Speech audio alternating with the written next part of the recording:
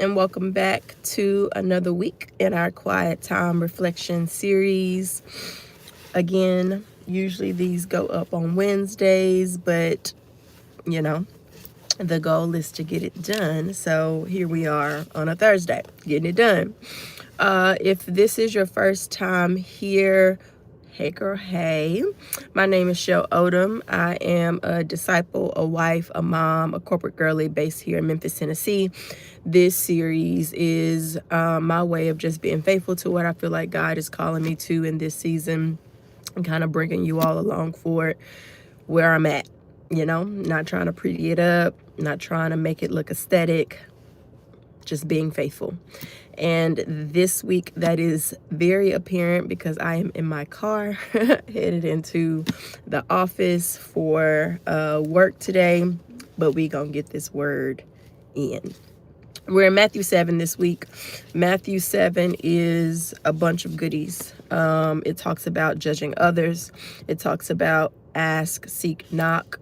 It talks about the golden rule. It talks about a tree and its fruit. It's talking about Jesus rejecting people who thought that they knew him, building your house on a rock. So many good nuggets. So many good nuggets. One of the ones that I want to focus on is this idea of the narrow gate. So Matthew 7, 13 and 14, it says, enter by the narrow gate, for the gate is wide and the way is easy that leads to destruction, and those who enter by it are many. For the gate is narrow and the way is hard that leads to life, and those who find it are few. So going back to this very basic this basic principle of Christianity that I think often gets overlooked, that this so when something is narrow, you might have to squeeze onto that thing. You don't have a lot of room for fluctuating. The boundary lines are very clear, and you gotta stay right within those lines because you don't have a lot of room outside of that. That is the Christian walk. It is very countercultural. It is going to require us to make very real decisions to go against the world's standard and ways of living in many ways. In some ways that is going to look very uniform, just as we hold to certain biblical principles, avoid certain sins. In other ways, it's going to look like what the Lord may be calling you to in a specific season that looks and feels very countercultural. But just a reminder that this is not going to be easy. This is going to be hard, and we may see some of that reward on this side of heaven, but the ultimate reward is heaven. Constantly making these decisions to die to yourself, to die to your flesh, to make the decisions that please God, not man, that please God, not you, is going to be tough. And if it doesn't feel that way, then perhaps there may be something that we need to reevaluate about how we're going about our Christianity. On that note, hi to all of you who are joining live.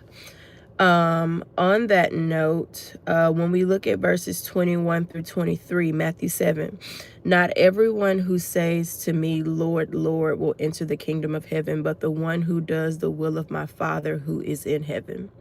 On that day, many will say to me, Lord, Lord, did we not prophesy in your name and cast out demons in your name and do many mighty works in your name? And then will I declare to them, I never knew you. Depart from me, you workers of lawlessness. So here we're able to see that it's not the things that we do that are the indication of whether or not we know the Lord.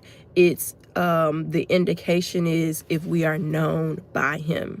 That is intimacy. That is relationship. That is not just showing up to church. That is not just showing up to the Bible study. It's not these things where you check the box so that you feel like you did it. And I think another thing that's really interesting in that passage is that It didn't say that we attempted to prophesy in your name, or we attempted to cast out demons, or to do mighty works. It says we did them. So these are people that, if you're looking at what they are accomplishing and what they are doing, they seem to be really locked in with the Lord. And yet when they meet him face to face, he's like, I don't know you. So what does that intimacy in our relationship with the Lord actually look like? Are we known truly and deeply by him because we're in relationship with him? And when we think about relationship, it really ain't that complicated, y'all. We have friendships, we have marriages, romantic relationships, we have family members. We know what a relationship looks like. Communication, spending time together, getting open, getting vulnerable. Those people that you would consider your closest people in your life. What does that look like? What makes them trustworthy? What makes that friendship close? How is the communication, right? So like, being in relationship with Jesus ain't that complicated. Like, when we start to consider, like, what is it about, relationship? Being known by Jesus ain't that complicated. Like, it's not about what we do. It's about intimacy. It's about time spent. It's about being known. My closest friendships and my girls, they the people that they know. They know. We spend time together, we cackle, we laugh, we cry, we voice our frustrations, we pray for each other, we're open, we're vulnerable, we're transparent, we have a lot of fun, we do the things we're interested in together, like we're in relationship. Same thing in relationship with Jesus. So let us never confuse our works and what we're doing with actually knowing God. And then finally, where I would end out here is taking a step back and going to verses 15 through 20. Beware of false prophets who come to you in sheep's clothing, but inwardly are ravenous wolves. You will recognize them by their fruits. Are grapes gathered from thorn bushes, or figs from thistles? So every healthy tree bears good fruit, but the diseased tree bears bad fruit. A healthy tree cannot bear bad fruit, nor can a diseased tree bear good fruit. Every tree that does not bear good fruit is cut down and thrown into the fire. That's hell, okay? Thus you will recognize them by their fruits. Are the fruit fruiting?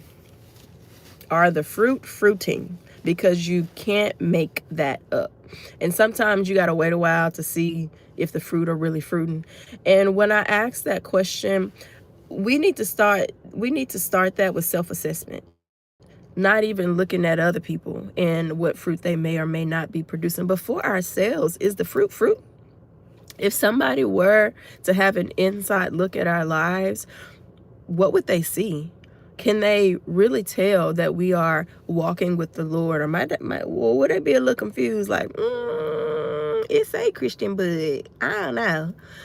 Is the fruit fruiting, y'all? We have just got to get back to being a people of holiness, of righteousness, of being countercultural, of bringing God's kingdom from heaven down to earth through us because of the way that we live. Be reminded that we are Christ ambassadors. We are from a different kingdom, and we are here on the earth to bring that kingdom to where we are now, because we going back.